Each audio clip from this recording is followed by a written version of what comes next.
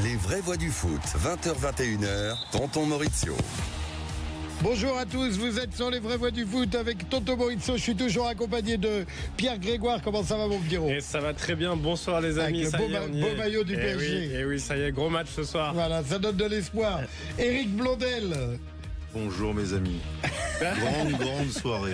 Il a joué sereine parce qu'il va vous expliquer. Eric a été préparateur physique au PSG. Oui. C'est un des mieux placés pour nous parler du PSG. Maxime Sena, toujours à la réalisation. Bonsoir à tous. Voilà, il a un joli maillot de Bordeaux. On va revenir dans cette émission sur le craquage de Paulo Fonseca face à l'arbitre. Tout le monde a vu les images, c'est monstrueux. On va débattre.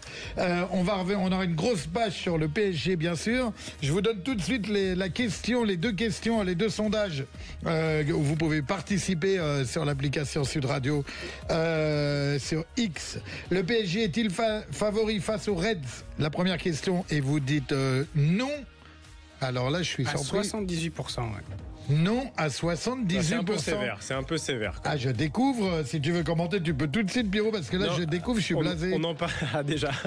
Non, on en parlait hors antenne un petit peu avec Eric. Alors, pour moi, le PSG n'est pas le favori non plus du match. Il faut quand même remettre les choses dans le bon ordre, on va dire, même si les deux clubs sont vraiment en Europe, les deux sur une pente vraiment, tous les voyants sont au vert pour les deux clubs. Moi, je trouve que c'est beaucoup, 78% qui disent que Paris n'est pas favori. Je pense que le Liverpool l'est, mais ça ne doit pas se jouer à beaucoup. C'est quasiment 50-50. Les deux clubs ont leur force en présence. C'est vraiment les deux sont au pic. C'est juste que l'écart est énorme. Il est très négatif le sondage. C'est monstrueux. Mais en tous les cas, voilà, on a votre son de cloche. Et la deuxième question, c'est les entraîneurs et présidents étrangers méprisent-ils la Ligue 1? Et là, vous dites oui aussi à 78%. Voilà, on en parlera tout à l'heure. On reviendra aussi sur Michel Platini et Sepp Blatter qui ont été punis. Alors voilà, pas touche à Platoche. Voilà, pas touche à Platoche. On a envie de défendre Platoche, mais s'il a fauté, il a fauté. Voilà, mais il n'a pas fauté. Mais je suis très fan, moi aussi. On aura Bastien Aubert de notre partenaire bootfootballclub.fr pour débattre tout de suite on va commencer tout de suite avec Paulo Fonseca. Restez avec nous, vous êtes sur les vraies voix du foot.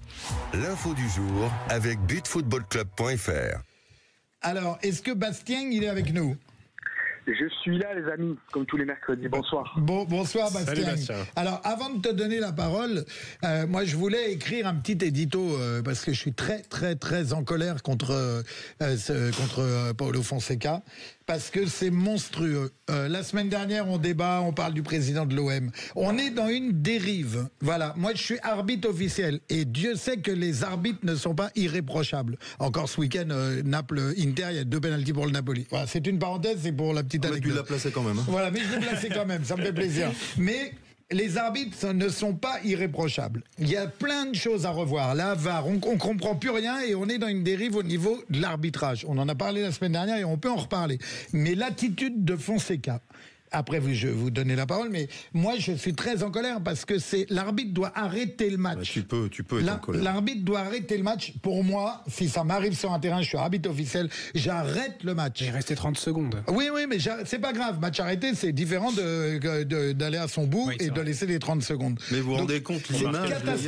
Catastrophique. L'image que le football donne. Alors, je voulais Déjà, la semaine dernière, on était sur un président. Voilà. Et moi, je suis éducateur dans le 93. Voilà, je vous le dis depuis plusieurs émissions maintenant et tout le monde me connaît. Je suis éducateur dans le 93. Qu'est-ce qu'on montre à nos gosses? Si un de nos gosses fait ça dans nos banlieues, c'est le club, il peut manger mais cher. Qu'est-ce qu'il a montré? Il a montré de l'agressivité. Voilà, il a montré de la violence. Il a montré de l'agressivité. Il a montré qu'il n'y a pas de cadre qu'un entraîneur peut se permettre de venir hurler sur un arbitre. C'est monstrueux. Je suis très, très, très en colère, écœuré. J'espère qu'il va manger cher parce qu'il faut montrer l'exemple. On peut pas, nous, avoir un discours avec nos petits et montrer ça à la télé devant, j'ai envie de dire, le monde entier. Voilà. Il peut prendre jusqu'à 7 mois de suspension. Mais c'est rien, 7 mois. Il faut qu'il fasse comment on appelle ça, là, les piges. Les travaux d'intérêt généraux. Travaux d'intérêt généraux. Non, mais sans déconner, qu'il aille avec les U12 à Lyon, qu'il aille avec les petits pendant, comme avait fait quand... Il est là depuis combien de temps? Depuis même pas 2 mois, non? 2 mois. Est-ce que vous vous rendez compte déjà de la réaction de l'entraîneur? Sous prétexte qu'il a une pression, mais franchement les gars, la semaine dernière, on a eu le droit à un président qui a disjoncté. Voilà. Là, maintenant, c'est un entraîneur. La semaine prochaine, ça va être un joueur. Voilà. Et puis, nous, on est. Moi, j'ai une âme d'éducateur. Moi, je pense aux enfants. Je pense au foot amateur. Là, il a fait du mal au foot pro, bien sûr, mais il a fait du mal au foot amateur parce que on donne l'impression au monde qu'ils peuvent faire ça. Non, mais c'est pas bien. Parce que après, il s'excuse. Edouard, ses excuses. Bastien, on t'a même pas encore donné la parole, mais qu'est-ce que t'en penses, Bastien, toi, du côté de Marseille? Ben, honnêtement, du côté de Marseille, il était évidemment surpris par cette réaction, d'autant qu'elle arrivait 2-3 jours après, même pas quasiment des sanctions de Longoria. Donc c'est quand même évidemment qu'on est en colère parce qu'on se dit mais jusqu'où ça va aller. Déjà qu'on était en colère contre notre propre président à l'OM, on a dit clairement la semaine dernière sur cette antenne qu'il avait dépassé les limites, mais là on a encore dépassé encore plus les limites, dans le sens où c'est quand même une potentielle agression physique. Non, là, c'est quand même surréaliste. Honnêtement, c'est l'escalade vers le n'importe quoi, et honnêtement, on a trouvé ça quand même assez. Là, on touche le fond. On a touché le fond. Pour moi, on a quand même touché le fond. Surtout que, alors, on parle de cadre. Je veux dire que là, il y a un cadre, on va dire plus ou moins établi, dans le sens où il y a les télés, c'est le foot pro. Donc effectivement, Paulo Fonseca n'allait pas porter le coup, même si il fait quand même un tête contre tête. Ce qui est incroyable, c'est qu'il n'a pas du tout le profil. Voilà, j'allais y venir. On avait gardé une image. Il fait premier de la classe. Il fait un peu, excuse-moi de. Non, je t'en prie, t'as raison. Il n'a pas le profil d'avoir une attitude comme ça. Donc on peut se demander qu'est-ce qui leur passe dans la tête au niveau de la pression. Je sais pas, c'est très bizarre. C'est très important, c'est très intéressant ce que tu dis. On avait gardé effectivement une bonne image de lui à Lille, où il avait réussi de belles choses, qu'il a poussé il a réussi à pousser les portes de l'AC Milan juste derrière, où il a été en échec, un premier échec, on va dire récent. Il vient à Lyon, il sent que voilà, peut-être qu'il n'a pas la main mise sur son groupe, ou il sentait qu'il avait peur que le match contre Brest lui échappe. Au final, ça finit à 2-1, mais je pense qu'il était vraiment là. Il y a un craquage absolu dans le sens où une mauvaise résistance à la pression. Aucune raison d'avoir cette attitude. Donc, surtout notre ami là-bas a raison, il reste 30 secondes. Il reste 30 secondes. C'est hors temps, première minute, dernière minute. Le penalty, c'est suite à une décision où M. Millot est allé voir la VAR. Voilà, c'est vraiment une non-résistance à la pression absolue. J'avais jamais vu ça, et c'est vrai que là, on a vraiment touché le fond. Et juste pour revenir sur le cadre, c'est vrai que là, il fait tête contre tête, ce qui est déjà le summum de la violence, pas vraiment active, puisqu'il n'a pas porté le coup. Mais en foot amateur, il n'y a pas ce cadre, il n'y a pas les caméras, il n'y a pas les délégués autour. Donc au foot amateur, rien n'empêche un jeune de 12-13 ans qui va voir ça, effectivement, il va se dire on peut faire ça à un arbitre. Mais la réaction de l'arbitre, elle a été exceptionnelle. Ouais, franchement, il a eu une réaction exceptionnelle. Il est resté de marbre, il a sorti son carton, il a fait son job, parce qu'il y a peut-être plus d'un qui aurait disjoncté, parce que Fonseca, il a donné un signe d'agressivité. Je peux pas promettre que si j'arbitre un match un jour et cette situation, que ça va pas partir. Ah oui, parce que en fait, c'est ce que je crois que c'est avec toi qu'on en parlait tout à l'heure, ou je sais plus. En fait, t'as peur, le mec, il arrive par réflexe, il prend un coup. C'est pas réflexe, c'est même pas que toi t'es violent, c'est pas réflexe. Comme tu sais qu'il va te mettre un coup, qu'il vient hurler, puis t'es qui pour hurler comme ça? On marche sur la tête. Moi, je suis un amoureux du football, on enseigne aux enfants. Voilà, on pose le cadre, et d'un seul coup, t'as un mec qui arrive et qui bousille tout. Alors, la semaine dernière, tout le monde était sur l'OM et tout, mais après, c'est même pas propre au club. Après, il se moque un peu de Textor, le cow-boy, machin. J'avais envie de lui dire, j'avais envie de faire un édito, et puis d'écrire un peu, en tourner ça en blague, dire, reprends tes cols, quitte la ville. Tu vois, il faut que Fonseca, il soit... Il y a eu un rétropédalage, juste derrière, il a fait moi j'aurais pas dû. Il y a eu des sanctions aussi données par le club, une sanction financière. Prud'homme et Textor sont montés un petit peu au créneau, effectivement. C'est une très mauvaise image pour le foot. Le football professionnel doit être un exemple. Déjà, je l'ai dit la semaine dernière. Pour les enfants. Pour les clubs amateurs, pour les enfants. Et quand on est un entraîneur, quand on est un président de club, on est dans un staff, team manager, préparateur physique, je l'ai déjà dit, on doit être irréprochable. On est éducateur. On doit donner l'exemple. L'exemple de quoi? Devant 30 000 ou 40 000 personnes, il arrive nez à nez comme ça pour provoquer l'arbitre. J'ai pas trouvé ça très bien. Franchement, c'est une très mauvaise image pour notre sport. Bastien, est-ce que les gens ont apparenté les deux histoires, Longoria et derrière du côté de Marseille? Ben oui, forcément, là, c'est un petit peu le parallèle. Malheureusement pour nous, on aimerait parler d'autre chose, mais effectivement, quand on voit que ça s'en vient un petit peu sur le devant de la scène, forcément, on est obligé de faire le parallèle. Mais je tiens à préciser quand même que Fonseca, alors je suis d'accord avec vous sur le côté un petit peu premier de la classe qu'il donne, effectivement, mais je dois rappeler qu'il n'avait pas son coup d'essai. Avec des arbitres, quand il entraînait la Roma, il s'était déjà pris tête contre tête. Et quand il était sur le banc du Milan, donc ça n'a pas duré très longtemps, vous l'avez bien signalé, mais il s'était également frité avec les arbitres de Serie A. Il avait pris quelques matchs de suspension. Donc finalement, ce monsieur est quand même un petit peu tendu depuis quelques temps. c'est un très bon entraîneur, j'ai rien contre lui, mais il faudrait un petit peu qu'il se calme. C'est surtout pas sûr que ça soit un très bon entraîneur. Et surtout à son club, franchement, c'est pathétique. C'est pathétique. Il n'y a pas longtemps, alors qu'il donnait l'image fabuleuse de l'entraîneur, un mec adorable pour le coup. Donc il y a peut-être un petit peu erreur sur la marchandise. Oui, mais dans l'euphorie d'un match, on reproche pas à un entraîneur de vivre son match, parfois un petit peu avoir des excès. Évidemment, tous les entraîneurs en ont eu. Même le premier de la classe, il y a évidemment une décision qui lui va pas, une touche dans l'autre sens. Voilà, il s'énerve un petit peu. Mais là, c'est vrai que c'est vraiment le contact physique, aller jusqu'au contact physique avec un arbitre. Surtout on pouvait peut-être même plus imaginer que ça à la limite, ça allait être un joueur. Un joueur, c'est sur une décision, sur un carton rouge. Là, on a le craquage du président, le président marseillais, Longoria. On est longuement revenu dessus. Et là, maintenant, c'est un entraîneur. Donc maintenant, c'est même plus que les joueurs. Ça se limite plus que joueurs. C'est même Tolisso qui a écarté, qui a séparé Fonseca. Là, on est au-delà de l'enthousiasme. On est dans l'incitation. Il y a les gens qui pratiquent l'incitation à la haine raciale et il y a les gens qui pratiquent l'incitation à la violence. Voilà. C'est de l'incitation à la violence. Oui, mais là, que ça vient d'en haut. Il faut bannir ça. Eric parlait d'exemplarité. Là, ça vient d'en haut, en fait. Voilà. C'est même plus.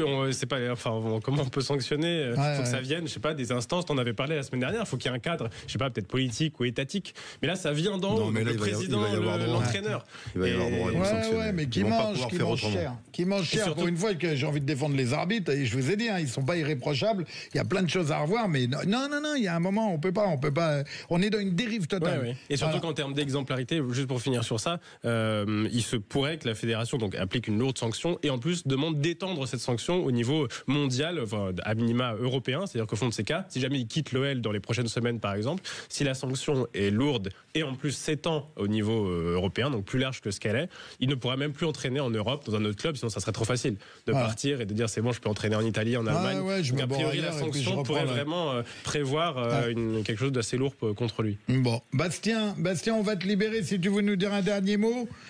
Ouais, je voulais quand même signaler, effectivement, Eric l'a souligné à juste titre, le comportement des arbitres est totalement irréprochable depuis ce qui se passe, toutes ces dérives. Franchement, j'étais à Marseille dimanche, c'est super bien passé avec Stéphanie Frappard pour Marseille-Nantes.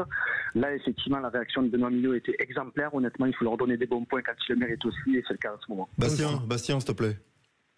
Oui. Tu m'entends ? Oui, je t'entends. S'il te plaît, fais-moi plaisir. Dis allez Paris. Mais je crois que t'aimes bien Paris. Bastien, vas-y s'il te plaît, je vais pas te la faire là. On sait où t'es, Bastien. Dis allez Paris. Bastien, on sait où t'habites. Allez Paris. On sait où t'habites. Allez Paris. Bastien, vas-y. Allez, on marque une courte page. Merci Bastien d'avoir été avec nous, notre partenaire de butfootballclub.fr. Il nous amène le soleil dans notre émission. En plein milieu d'un coup de gueule, Bastien, il te fait redescendre. Allez, à tout de suite, restez avec nous. Les vraies voix du foot, 20h-21h, Tonton Maurizio. Vous êtes de retour avec nous sur les vraies voix du foot. Je suis toujours accompagné, très très bien accompagné par Eric Blondel. Gilles, on fait un coucou à Gilles Favard qui est pas en forme. Un petit coucou à Gilou. Voilà. Allez. Et puis aux deux Gilou. Aux deux Gilou. Voilà, parce que Gilou, il est carrément pas en forme et on l'embrasse très très fort, on lui donne beaucoup de force, il nous en a donné il y a pas longtemps. Ouais. Voilà, comme ça on fait un clin d'œil aux deux Gilou en même temps. Oui. Donc je disais, vous êtes de retour avec nous, avec toujours Max à la réalisation et Pierre qui va nous faire un petit tour d'Europe de ce qui s'est passé hier avant d'aborder, on finira sur le PSG, mais c'est le gros sujet. L'événement du jour, en espérant que les Parisiens suivent l'exemple lillois, l'exemple du courage lillois hier qui ont arraché le nul donc à Dortmund, qui s'était pas très bien parti en étant mené 1-0. C'est même un peu frustrant que les Lillois n'ont finalement, pas réussi à l'emporter. C'est super positif pour la suite. Ils ont égalisé par Haraldsson en deuxième mi-temps. Après, les choix de Genesio, je sais pas ce qu'en pense Eric, avec la titularisation d'Ethan Mbappé, d'entrée de jeu pour un match de cette importance-là. Bon, il avait montré de bonnes choses lors de son entrée au Parc des Princes. Ça a été un peu plus difficile hier. Après, c'était un autre calibre. Je te dirai ce que j'en pense. Un huitième. Avec plaisir. Et Lille qui devra donc sortir les muscles lors du match retour la semaine prochaine pour atteindre pour la première fois les quarts de finale. Ils avaient fait 2 huitièmes dans leur histoire avant hier face à Dortmund, éliminés 2 fois par des clubs anglais, c'était United et Arsenal, je crois de mémoire. Et donc ça s'est fini en 1 partout.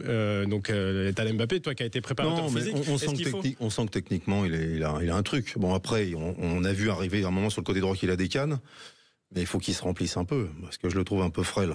Ouais. Donc aller au contact, c'est un peu difficile. Et puis quand il a pas le ballon, il est un petit peu plus embêté. Il sait pas trop s'il faut rester fermer le latéral ou rentrer à l'intérieur. On l'a senti un peu perdu. Pour toi, physiquement, il est pas prêt. Non, pour moi non. De toute façon, qui est prêt pour faire un match de Ligue des Champions quand tu as fait une apparition en Ligue 1? Son frère. Il a été prêt très très tôt. C'est pas le même niveau. Ouais. Non, c'est pas pareil. Tu peux pas comparer. Et d'ailleurs, on fait une erreur. On est en train de faire des erreurs. À chaque fois, quand je regarde le match d'hier, on parle d'Ethan comme si qu'il n'existait pas. Alors qu'en fin de compte, il faudrait quand même que les gens disent ok, c'est le frère de Kylian Mbappé. Mais bon, arrivé à un moment, il a droit d'avoir son identité, d'avancer par lui-même, et tout ça. Et on le compare. D'ailleurs, c'est ce que tu viens de faire. On le compare continuellement à son frère. Et je trouve que c'est pas lui rendre service. Ouais. Mais bon, moi tout petit, j'ai une petite anecdote. J'étais éducateur et arbitre officiel à Montfermeil pour le club de Montfermeil. Il était venu, ils avaient fait une opposition, les U12. Le PSG était venu jouer comme ça se fait souvent des matchs amicaux. Ouais, très bon rapport. Et les U12 étaient venus, ils jouaient. Le petit Mbappé, et déjà, il n'était pas très très fort, il était déjà frêle, et par contre, il contestait, j'avais arbitré le match, et il contestait toutes les décisions. J'ai dit le monde, il était d'une arrogance. Alors voilà, c'était ça, je connais pas, moi je peux pas dire. Je sais pas quel âge il a maintenant, de 19-20 piges, quel âge il a, le petit. Il a 18 ans maintenant. Peut-être un peu plus. Ah ouais, 17-18 ans. Ouais, donc ça doit être, il y a 6-7 ans et tout, mais il était d'une arrogance, donc j'espère pour lui qu'il... Est-ce que vous avez fait un tête contre tête? Pas... à un moment, c'était, il y avait un écart, heureusement, parce que il m'a mis un coup de tête dans le nombril, à un moment. Non, mais attends, il faut peut-être attendre un petit peu. Il faut peut-être attendre un petit peu pour voir ce que ça donne. Mais faire quelques apparitions en Ligue 1, l'autre jour contre Paris, il rentre à la fin, puis être projeté contre Dortmund à l'extérieur. Dortmund, je suis pas certain qu'à la maison ils le remettent le prochain coup. Pas sûr. Voilà, c'est qu'on soit d'accord, j'ai rien contre lui personnellement, et puis s'il est là, c'est qu'il vole rien à personne, mais il est même pas, il est loin d'être dans le 11 titulaire de Lille cette saison, qui fait en plus une bonne saison. Et c'est vrai que ça semblait bizarre au moment de la lecture de la feuille de match de le voir hier. Et puis au final, tant mieux si Lille a accroché un nul valeureux. Et j'espère vraiment il a pas été mauvais. Il faut se mettre un peu à sa place. Il a juste été moyen. Même défensivement, à un moment, à la retombée du ballon, à l'entrée des 16, je ne sais pas si c'est lui qui doit être à la retombée. On ne sait pas trop sur le but, et puis même après sur l'action qui suit, on ne sait pas trop où il se positionne. À un moment, on le voit sur un corner, il ne sait pas s'il faut y aller, s'il faut rester sur la ligne. Ça manque de temps de jeu, on est bien d'accord. Et puis ça manque un peu d'expérience. Joue Dortmund à Dortmund là-bas. Il a 18 ans, il est né le 29 décembre 2006. Compte 18 piges. Donc ça doit être il y a 6 ans, 6-7 ans qu'il était venu. Peut-être signer à Bordeaux l'année prochaine, non? Pourquoi pas, en national peut-être? En DH. Non, il faut attendre un peu, je pense qu'il a un petit truc quand même. C'est sûr, mais prendre le temps, je pense qu'à Lille, c'est le bon club aussi pour progresser avec Genesio et Olivier Létang. Je passe d'un Mbappé à un autre, forcément, le choc du soir. Hier, c'était le derby madrilène qu'on a vu ensemble, absolument, avec un Mbappé, Kylian Mbappé, un petit peu en dedans, mais par rapport à ses prestations récentes, encore une fois, entendons-nous bien, on sent quand même que sur ses prises de balles, c'est vraiment devenu un joueur, ça reste le top player actuellement parmi les grands top players. Victoire du Real Madrid poussive 2-1, dans le sens où à chaque fois ils ont réussi à mettre des coups de banderie au moment où on s'y attendait vraiment pas. Ils marquent quand ils sont menés. Je sais pas si t'as vu, moi on a regardé ce match-là. Ils sont dominés, ils sont menés dans le jeu, ils touchent plus le cuir, ils récupèrent le cuir, ils remettent le pied dessus, hop, ils marquent. Mais c'est que des buts de joueurs d'un certain niveau. On a la chance de voir du Real. Et on a la chance d'hier d'avoir vu trois buts magnifiques, absolument magnifiques, de Rodrigo à Julián Álvarez, et le but de Brahim Diaz qui des buts créés seuls en quelque sorte. C'est pas des mouvements collectifs sur des jeux en triangle, des individualités, sur des profondeurs. C'est du 1 contre 1 ou du 2 contre 1 ficelle à chaque fois. Est-ce que tu vas au bout d'une Ligue des Champions en marquant comme ça? Il n'y a pas un collectif derrière? Là, on est en train de parler du Real. Le Real Madrid qui avait perdu pas vraiment sans conteste à Séville le week-end d'avant en championnat. Et là, on voit que quand la musique de la Ligue des Champions retentit, c'est vraiment pour moi une équipe incroyable. Ce qu'il m'a dit Pierrot hier, il m'a dit manquait du monde. Quand il rentre en Ligue des Champions, il manquait du monde. Bellingham notamment, il manquait du monde. Mais c'est juste que quand la musique retentit, c'est vraiment un club qui ne connaît pas l'échec. On dirait d'une part, il n'y a jamais d'année de transition, ils n'ont pas le droit à l'erreur. C'est directement, faut être chaud tout de suite. Et hier, on l'a vu avec des mecs qui se défoncent. C'est jamais facile de jouer à l'Atlético. Cavaminga et quand même, comment il s'appelle, Vinicius, c'était quand même un petit peu. Ça, par contre, c'est peut-être le bémol. Vinicius, qui évidemment, depuis son ballon d'or avorté, on va dire ça comme ça. Ils ont gagné 2-1. Ça reste ouvert au retour. Ils sont devant. Oui, ils sont devant. Pour l'instant, ils sont devant. Et ça se trouve, le prochain match, ils vont être extraordinaire. Et c'est d'ailleurs fou que l'Atlético n'ait pas essayé de forcer en fin de match pour égaliser.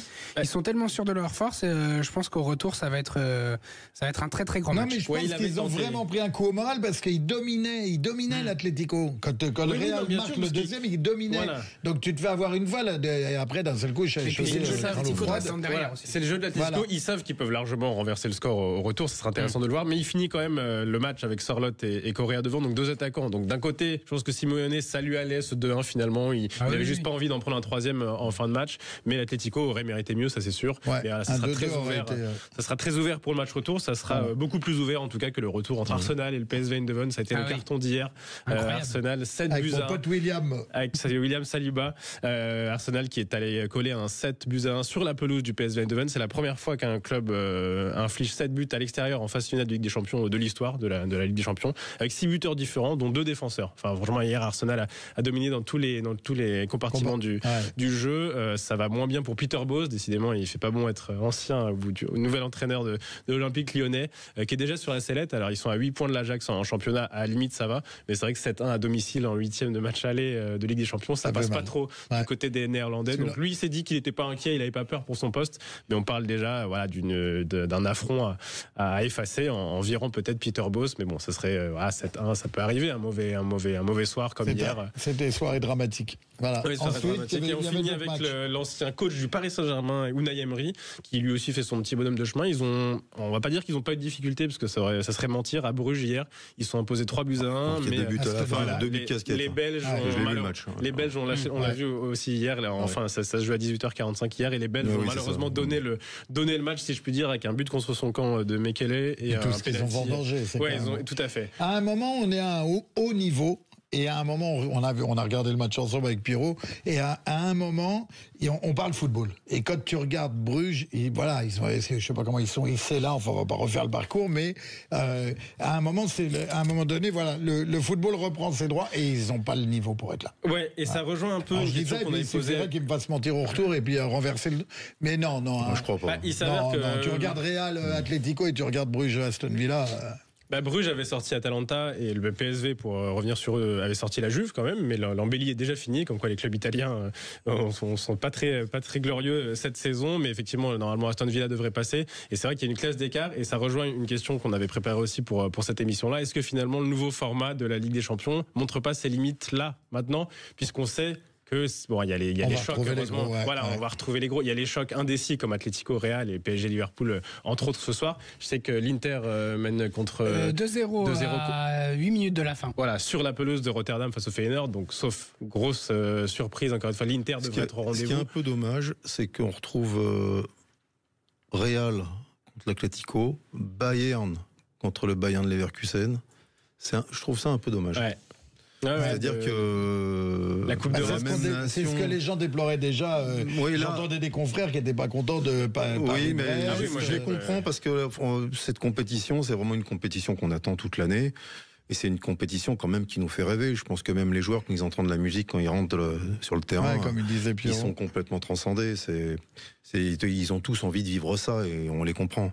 Ouais. Et c'est un peu dommage qu'en fin de compte, des clubs de même pays se rencontrent. Ouais, surtout que l'Atlético et le Real se jouent aussi souvent en coupe en Espagne. Alors c'est vrai que ça enlève un peu de l'intérêt des coupes d'Europe. Voilà, c'est ça. 6 rencontres, 6 fois que tu te rencontres. Bah oui, c'est ça. Et pour PSG Brest, en plus ça a donné le résultat que ça a donné. PSG Brest aussi, bravo. C'est vrai. C'est bien, tu suis l'émission. Ouais, moi je suis un peu le foot. Dans l'ancienne formule, les équipes de même pays ne pouvaient pas se rencontrer avant les quarts. Exactement. C'est peut-être une idée à garder pour la saison prochaine. Et puis la fois où ça avait été le cas en France, c'était un épique Lyon-Bordeaux en 2010, un quart de finale où les équipes étaient à la lutte aussi pour les premières places en championnat, ce qui fait que il y avait quand même un intérêt parce qu'elles étaient à niveau égal. Bon là, malheureusement ou pas, le PSG n'a laissé aucune chance à Brest. On voit Arsenal qui étrie le PSV Eindhoven. Bon, on revient vite à une sorte de logique finalement européenne. C'est ce qu'avait dit Mbappé au début. Mbappé il disait nous on est là pour aller au bout. C'est-à-dire qu'au début, quand on commençait à dire ouais, le Real a perdu contre, ils avaient perdu à Brest, je crois. Non, ils avaient gagné à Brest, ils avaient perdu contre d'autres. C'est pas Lille qui c'est qui a battu là une Lille a battu tout le monde. C'est Lille qui a battu. Ouais, voilà, je confonds. C'est Lille qui a battu tout le monde. Ouais, le cerveau il commence à. Il y a trop de matchs. Les fils se touchent. On va rattraper. Mais ce soir, par exemple, Benfica joue Barcelone. Je pense que les Barcelonais étaient contents de, entre guillemets, de jouer contre Benfica. Donc le match entre Leverkusen et Munich est peut-être plus indécis. Ils se sont joués en championnat il n'y a pas si longtemps. C'est pas fait pour le Bayern Munich. Ça, par contre, non, c'est vrai. Surtout cette année. Ça va être très intéressant. Moi, ce que j'aimerais savoir, c'est si ça va être fait pour le PSG. On va marquer une courte pause. Restez bien avec nous parce qu'on va développer le Paris Saint-Germain. Je vous fais un petit retour avant. J'ai 20 secondes pour vous parler du sondage.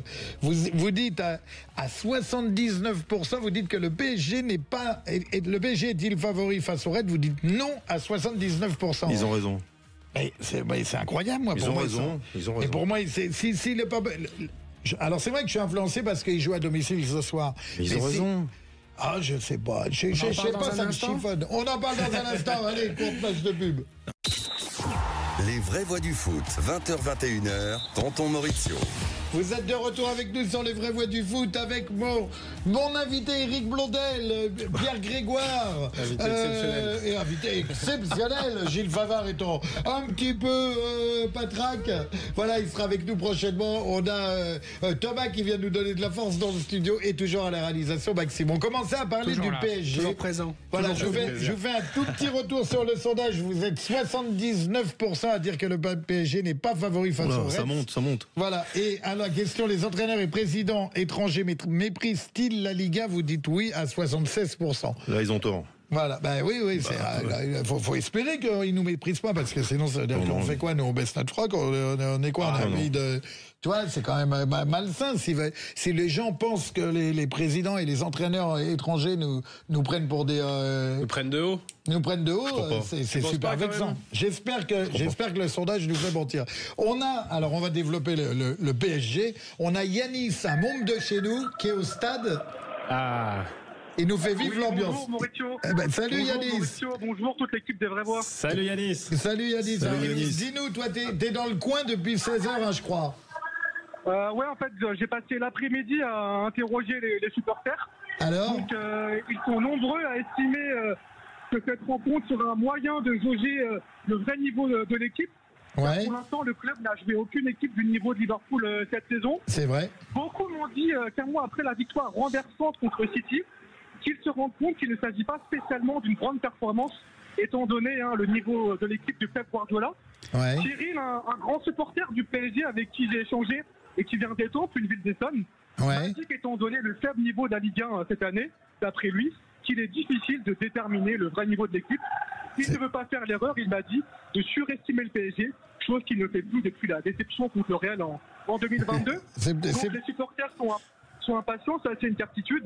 À 15h, quand j'étais aux alentours du parc, les ultras étaient déjà en train de répéter dans le stade. Ouais, c'est ça. Tout le monde est inquiet, tout le monde est sur le qui-vive. C'est pour ça, tu sais, on a fait un sondage et il y a 79% des gens qui disent que Paris n'est pas favori. Donc tu cautionnes. C'est un peu le son de cloche que tu es en train de nous donner. En fait, même s'ils sont heureux du niveau affiché par les joueurs de Luis Enrique cette saison, je n'ai pas remarqué en fait d'excès de confiance de la part des supporters. Même en cas de victoire ce soir, ils savent de toute façon que ça sera très difficile au match retour. Ouais, ça c'est sûr. Après, juste un petit bémol sur ce que tu as dit, il faut pas oublier que si des clubs à leur niveau, ils ont joué, ils sont pas ridiculisés, mais Arsenal c'était pas bon du tout. Et ils ont concédé une défaite au Manchester City là. Le retour en forme.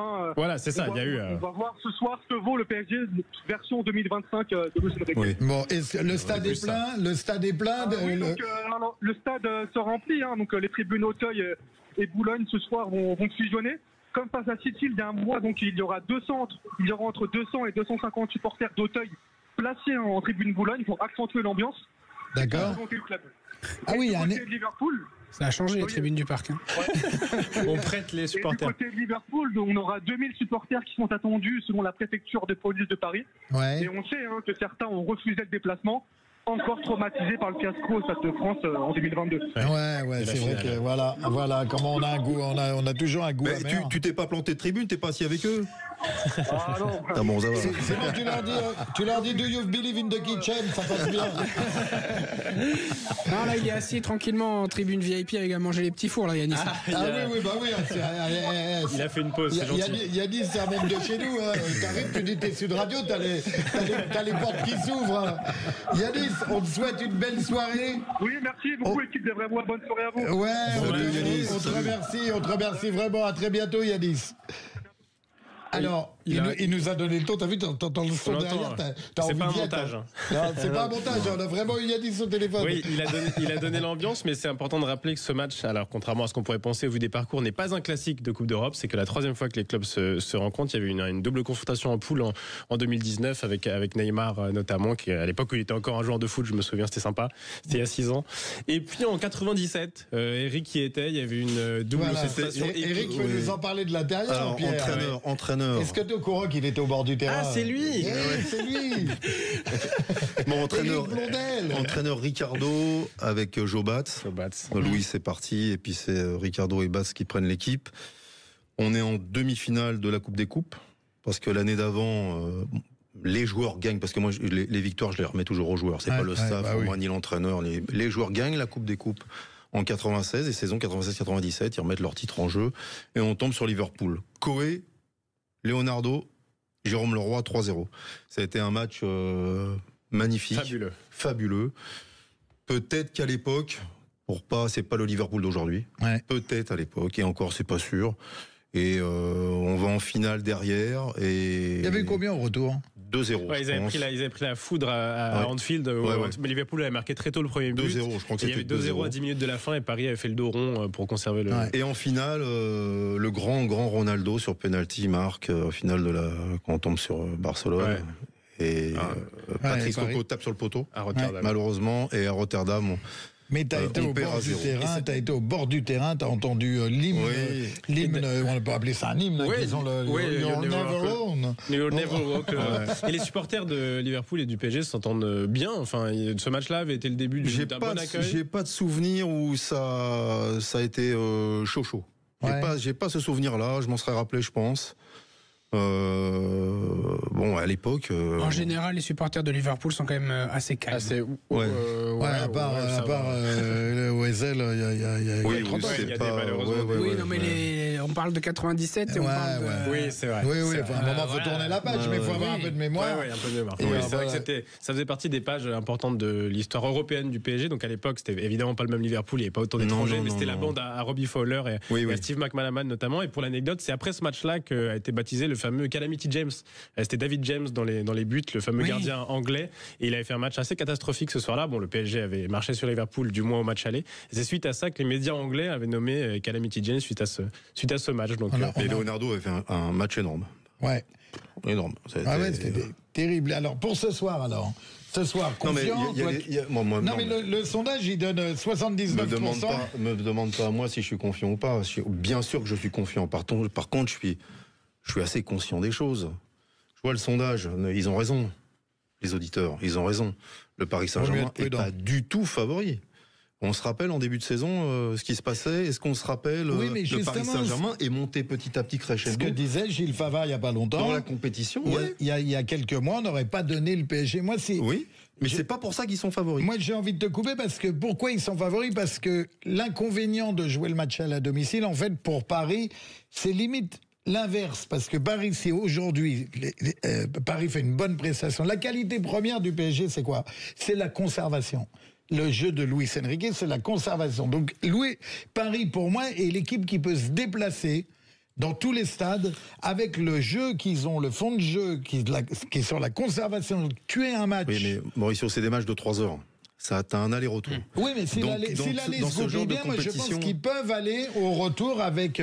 Il va te mettre 5 milieux de terrain. Tu vois, on était tous attirés à critiquer Luis Enrique, mais au final, voilà, il est en 8e. Ah non, moi j'ai toujours aimé, j'ai jamais critiqué, franchement. Hein, j'ai toujours. Ah ouais, à un moment, il nous a fatigués, on ne comprenait plus rien à l'avant-centre. Non, moi j'ai toujours été, franchement, même quand il a fait jouer lui avant-centre. Non, mais après, c'était un peu déstructuré, parce qu'à mon avis, c'est un puzzle qu'il veut mettre en place, qu'il a trouvé. Tu vois, on n'est pas en début de saison, tout ça, mais on ne peut pas dire qu'aujourd'hui, le Paris Saint-Germain est favori devant Liverpool. Tout d'un coup, on est passé de... on ne sait pas ce qu'on va devenir. Après, ça y est, on a battu City.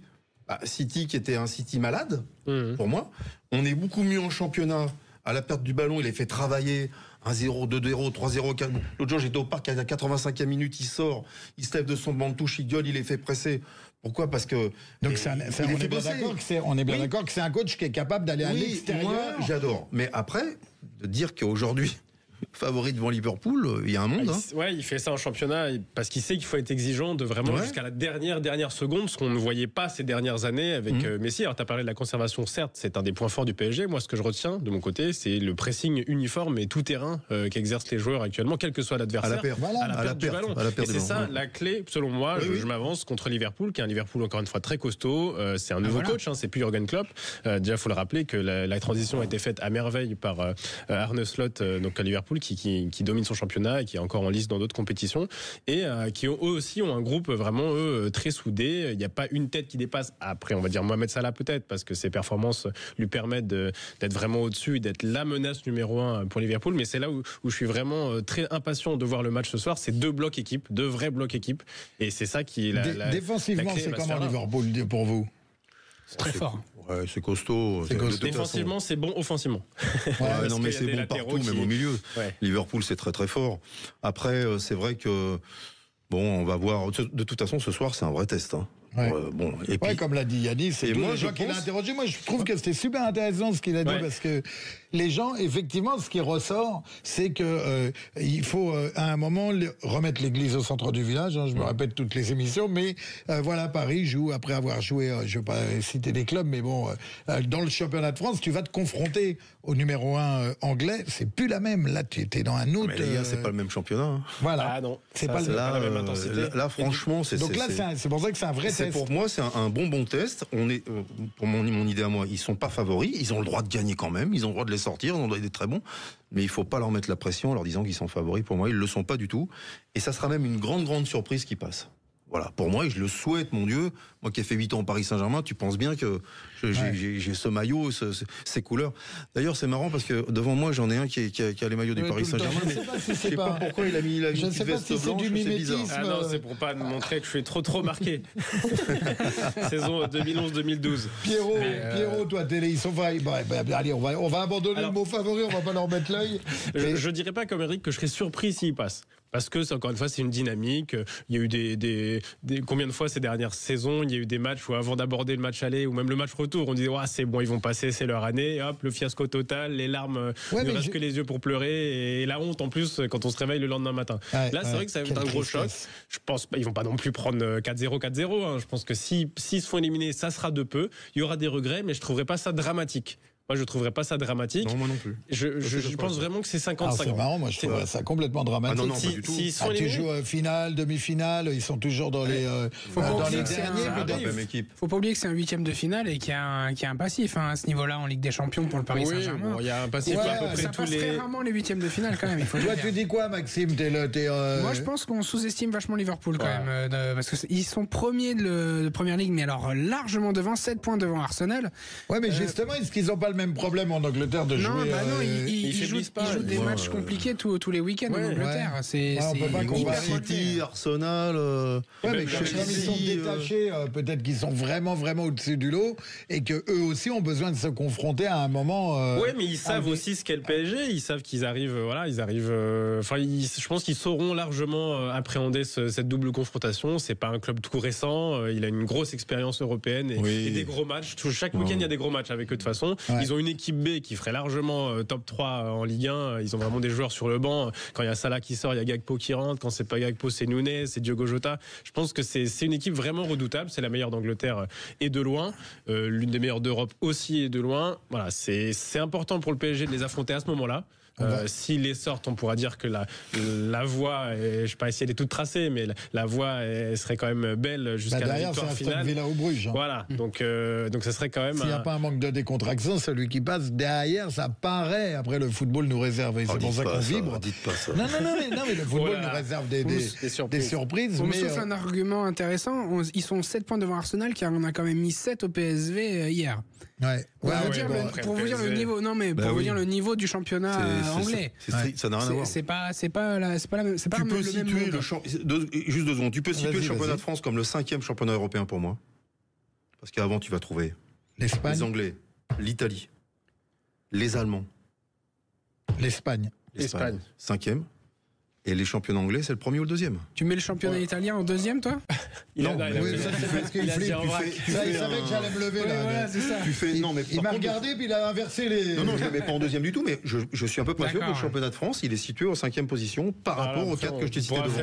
Après, évidemment, si tu veux un classement, parce que toi tu veux jouer avec les mots, donc je vais te faire un classement tout de suite. Non, mais tu vois ce que je veux dire, on se situe à peu près là pour moi. Les Portugais battent quand même plus souvent que nous on les bat. Et pourtant, et puis ils ont une expérience de la Coupe d'Europe beaucoup plus importante que nous. Donc France 5e. Faire attention.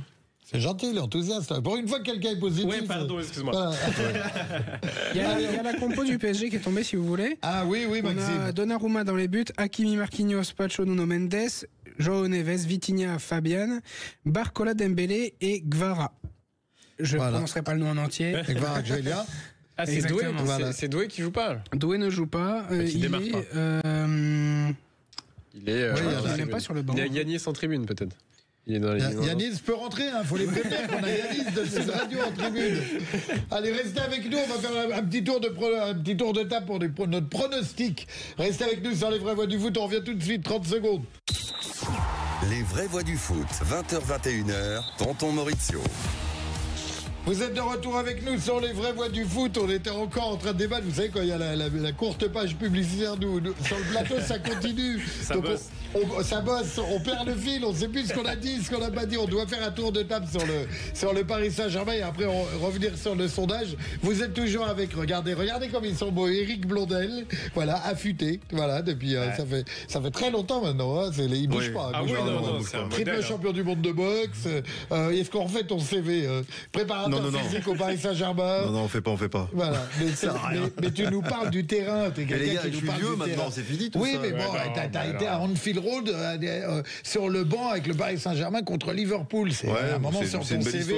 Franchement, c'est une belle histoire. C'est quelqu'un de trop modeste. Non, je pense que dans la vie. Partage-nous tout ça. Non, dans la vie, ce qui est important, c'est pas ce qui s'est passé hier, c'est ce qui va se passer demain. Complètement. Il faut faire très attention à ça. Philosophe en plus. Vivre avec le passé, c'est pas très bon. Franchement, c'est vrai, ce qui a été fait est fait, mais bon, c'est bon, ça va. Mais nous, on a envie de savoir. Tu sauras pas. C'est quoi ton meilleur souvenir de Coupe d'Europe au Parc? C'est quoi ton meilleur match, meilleur souvenir de Coupe d'Europe au Parc? Meilleur souvenir. On va voir si t'es un charlatan ou pas. Non, meilleur souvenir, c'est. la confiance à bien. Meilleur souvenir, c'est quand on se qualifie pour la finale de la Coupe des Coupes avec Louis. Ouais. Parce que là, il y a une fête, on va jouer là-bas contre le Rapide de Vienne, et là, ils vont jouer, parce que nous, moi, je joue pas, parce que et franchement, c'était extraordinaire. Ça, vraiment, de gagner une Coupe d'Europe avec le Paris Saint-Germain. On est en 96, il faut voir ce que ça a fait à l'époque. Ouais. On a été reçu, il a fallu organiser, on a été reçu à la mairie de Paris, après on a été reçu à l'Élysée par Jacques Chirac. C'était vraiment c'est totalement unique. Et je remercierai jamais assez Michel Denisot, Jean-Michel Moutier et Luis Fernandez de m'avoir fait confiance toutes ces années. Ouais. Et Claude Leroy aussi, avec qui j'ai travaillé. Brochant, t'as rendu hommage la semaine dernière. Monsieur Brochant et Claude Leroy aussi, avec qui j'ai travaillé et qui a été très classe avec moi. Et Claude Leroy qui disait le match de foot c'est comme une pièce de théâtre, mais tu connais pas le scénario. C'est bien. C'est très bien dit. 8 ans, j'en ai connu des présidents et des entraîneurs en 8 ans de temps. Ouais.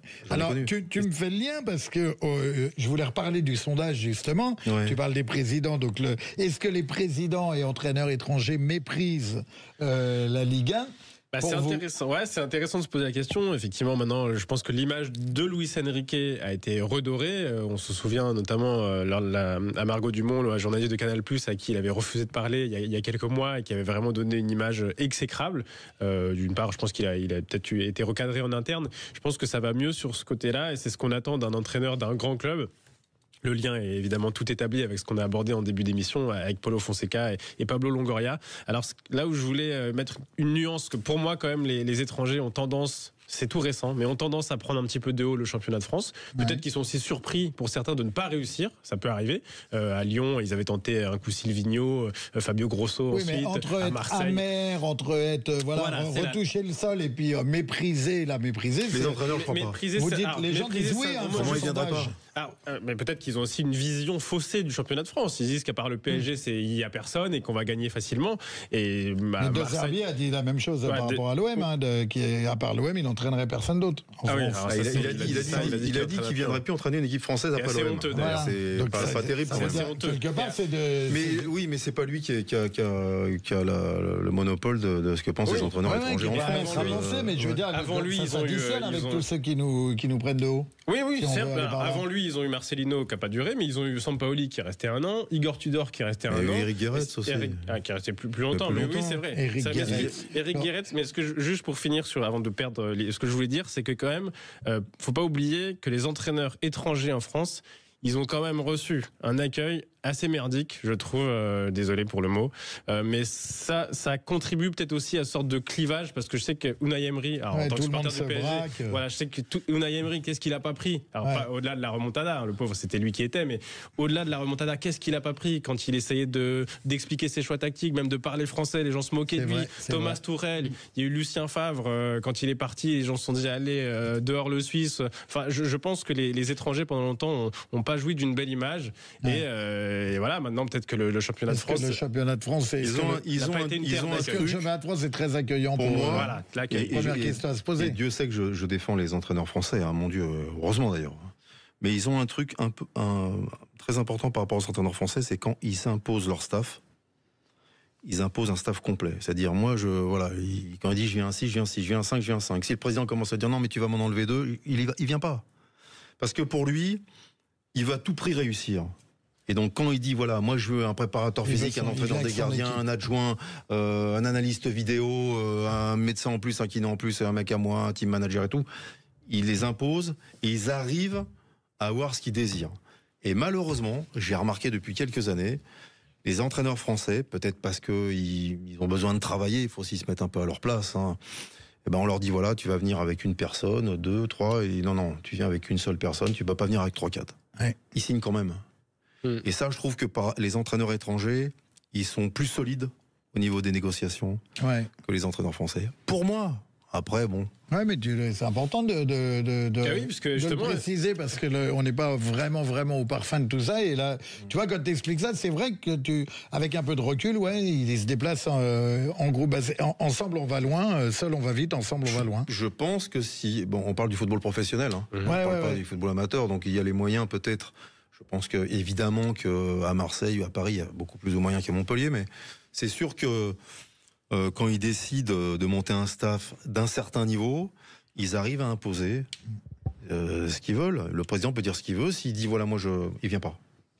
Ouais, est-ce que c'est pas ça justement qui a contribué à ternir un peu l'image d'un staff un peu opaque où il y a 10 mecs qui arrivent? C'est vrai que les entraîneurs français, ils avaient l'habitude peut-être de venir avec leurs adjoints. Il y a des adjoints un peu mythiques. Je sais que Paul Le Guen se déplaçait jamais sans Yves Colleux, son célèbre adjoint. Laurent Blanc-Gasset, bien sûr.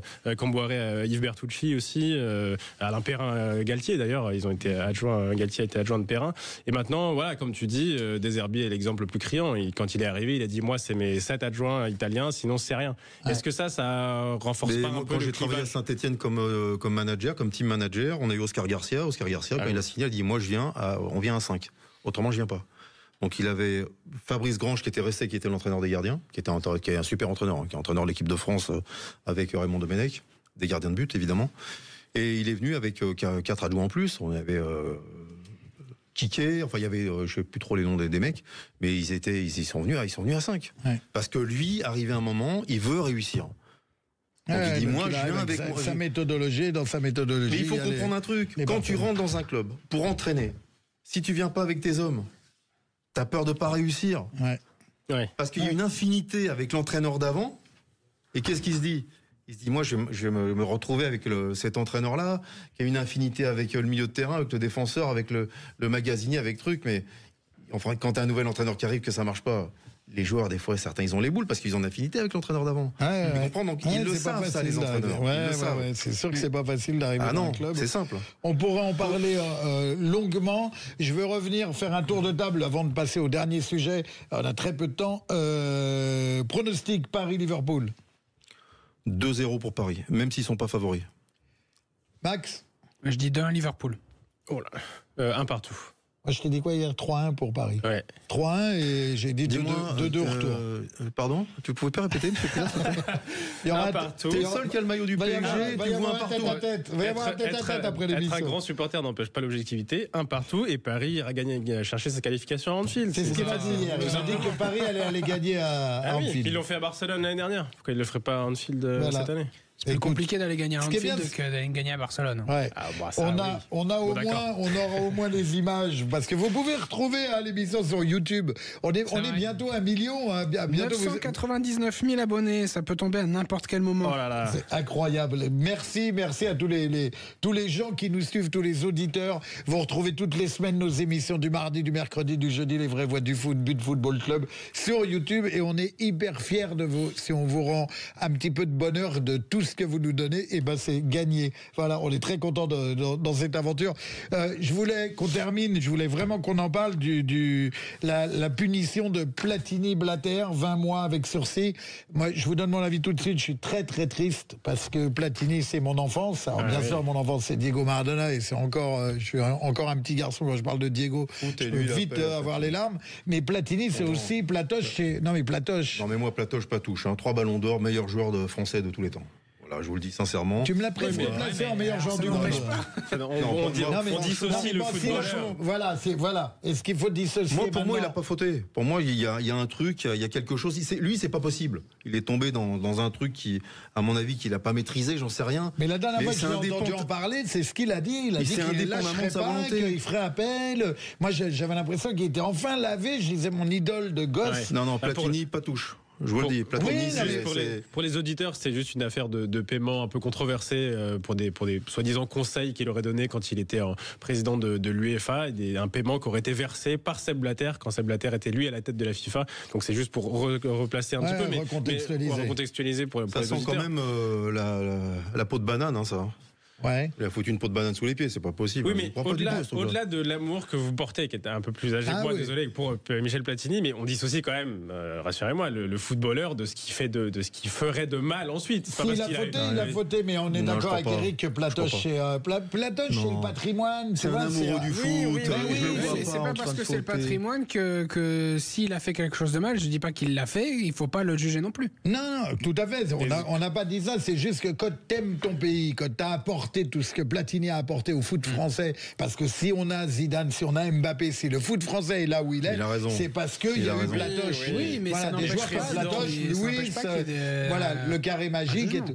Président de l'UEFA ou de la FIFA, c'est comme un président d'État. C'était obligé d'un côté que t'es mené. Est-ce que c'est pas politique? Est-ce qu'il n'est pas tombé dans un traquenard? Il a voulu être président de la FIFA à un moment donné, Platini. Il y a peut-être eu des... Voilà, c'est à ce moment-là que c'est parti. Est-ce qu'il n'a pas pris la peau de banane à ce moment-là? Voilà. Oui, c'est inévitable d'être mêlé. Pour moi, c'est inévitable d'être mêlé. Peut-être qu'on découvrira qu'il a vraiment rien fait. Je serais ravi pour lui. Mais pour moi, dans des fonctions aussi hautes que ça, c'est inévitable d'être mêlé, malheureusement, à des affaires selon moi. Au moment où tu dois être président de la FIFA.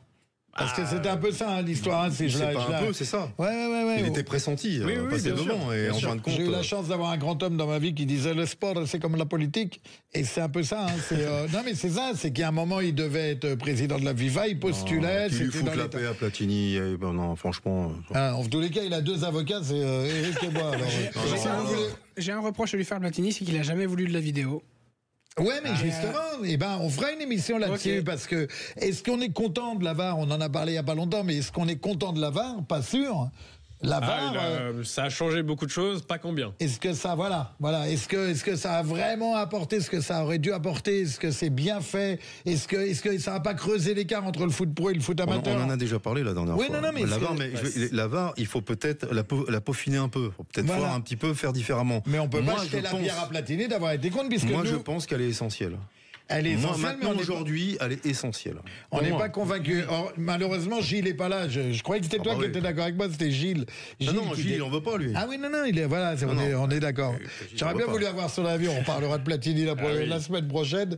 Il nous reste que quelques secondes. On vous remercie. Merci à tous les auditeurs. Merci de nous suivre. On est dans une très, très belle aventure. On s'appelle tous les jours avec Eric, avec Pierre, parce qu'on a 1000 idées. On a envie de partager plein de choses avec vous et comme vous êtes près d'1 million à nous suivre, on vous remercie du fond du cœur.